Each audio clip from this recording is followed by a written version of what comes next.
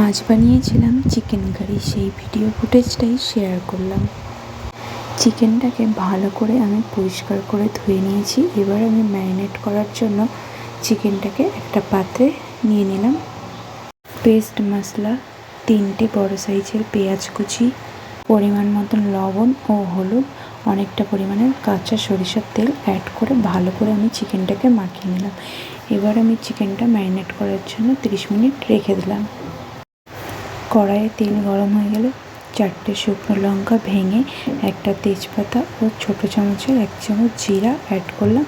তারপর ম্যারিনেট করা চিকেনটা অ্যাড করে ভালো করে নেড়েচেড়ে মিক্স করে নিলাম। আর অ্যাড করলাম ভাজা আলু। ঢাকনা দিয়ে 5 মিনিট মতন কুক হতে দিলাম। 5 মিনিট পর আবারও আমি নেড়েচেড়ে এখানে আমি 2টো ছোটো সাইজের টমেটো কুচি অ্যাড করলাম। টমেটো কুচিগুলো চিকেনের সাথে ভালো করে মিক্স করে নেব। আজকের এই চিকেন কারির মধ্যে আমি কিন্তু 1 ফোঁটাও জল অ্যাড করিনি। ঢাকনা দিয়ে ঢেকে দিয়ে 30 মিনিট মতন কুক হতে দেবো। আর মিডিলে আমি 1-2বার নাড়াচাড়া করে নিয়েছিলাম। এই চিকেন কারির সাথে আজকে দুপুরের লাঞ্চটা জাস্ট জমে যাবে। দেখো 30 মিনিট পর চিকেনটা আমার রেডি। এখানে আমি কেশরি মেথি ও গরম মশলা পাউডার অ্যাড করলাম।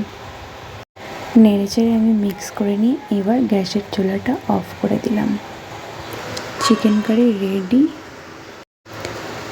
চিকেনের রেসিপিটা তোমাদের কেমন লাগলো অবশ্যই কিন্তু কমেন্ট বক্সে জানিও। জাস্ট দেখো, আমি এখান থেকে 1-2 পিস তুলে নিলাম খাওয়ার জন্য। রান্না করতে করতে আর লোভ সামলাতে পারছিলাম না।